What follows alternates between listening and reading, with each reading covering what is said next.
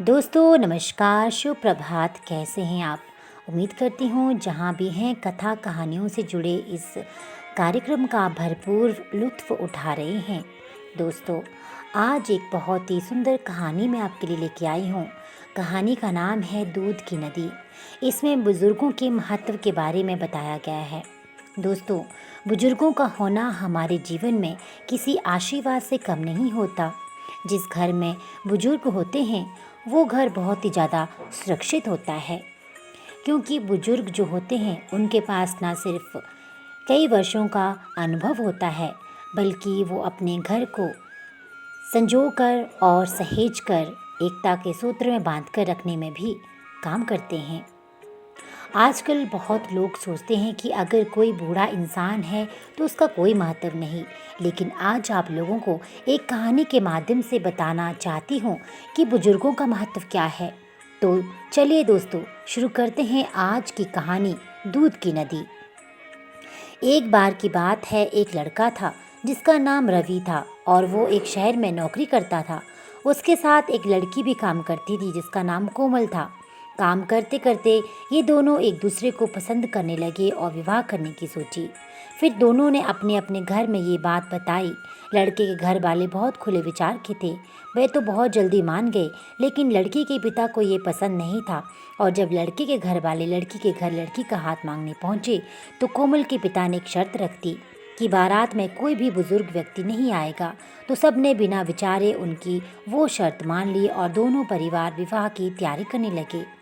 सब बहुत प्रसन्न थे क्योंकि आज वो दिन था जब रवि और कोमल का विवाह होना था। तो सब तैयार थे। अब बारात निकलने का समय आया। तभी रवि के दादा ने जिद पकड़ ली कि वो बारात में जाएंगे।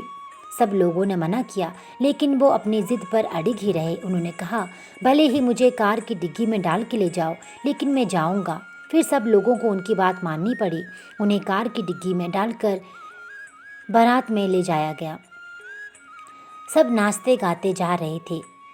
कोमल के घर से थोड़ी दूर एक नदी थी, जिसे पार करने के बाद एक पहाड़ आता था। उसके बाद कोमल का घर। जब बारात पुल पार करने वाली थी, उन्होंने देखा लड़की के मामा वहाँ खड़े हैं। बारात रुक गई। रवि की दोस्त ने कोमल के मामा से पूछा, क्या हुआ, आप यहाँ क्या कर रहे हैं?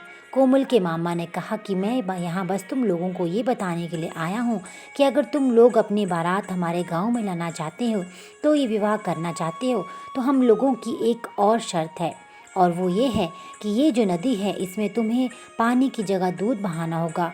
ये बोलने के बाद वो वहाँ से चले गए।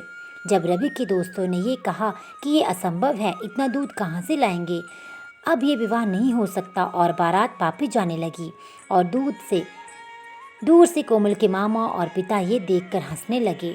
बारात वापिस हो रही थी, तभी एक दोस्त ने कहा, विवाह तो होना नहीं तो दादाजी को भी डिग्गी से बाहर निकाल लो, उनका भी तो क्यों दम घोटना। डिग्गी खोली तो दादाजी ने पूछा, क्या हुआ, हम लोग वापस क्यों जा रहे हैं? रवि ने उत्तर दिया, क्योंकि दादाजी, उन्होंने विवाह की एक और शर्त रखी है।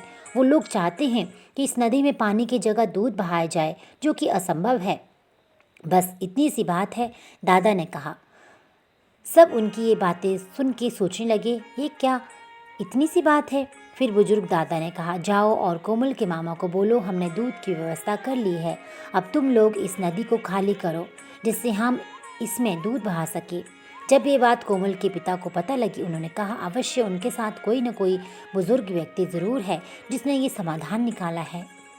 उसके बाद कोमल के पिता बिना शर्तों के विवाह के लिए मान गए, क्योंकि जिनके ऊपर बुजुर्गों की अनुभव की छत्र छाया होती है, वे हर समस्या को बड़ी आसानी से पार कर जाते हैं। इसके बाद रवि और कोमल की एक अच्छे भविष्य की शुरुआत होती है। कहानी की नैतिक शिक्षा ये मिलती है कि आप कितनी भी कुछ बन जाए, कितने भी बड़े क्यों ना हो जाएं, कितने भी ओहदे पर क्यों ना पहुंच जाए, बुजुर्गों के पास जिंदगी की अनुभव है, वो आपके पास नहीं है। क्योंकि जो रास्ते वो चल चुके होते हैं, उन रास्तों पर अभी हमने चलना शुरू किया होता है। इसलिए हमें अपने बड़े बुजुर्गों का आदर और सम्मान करना चाहिए। तो दोस्तों, कैसी लगी आपको ये कहानी? उम्मीद करती हूँ आपको ये कहानी अच्छी लगी होगी। ऐसी ही अन्य प्रेरणादायक कहानियाँ सुनने के लिए, कथाएँ सुनने के लिए इस चैनल के साथ जुड़े रहिए। आपका दिन शुभ हो। नमस्कार।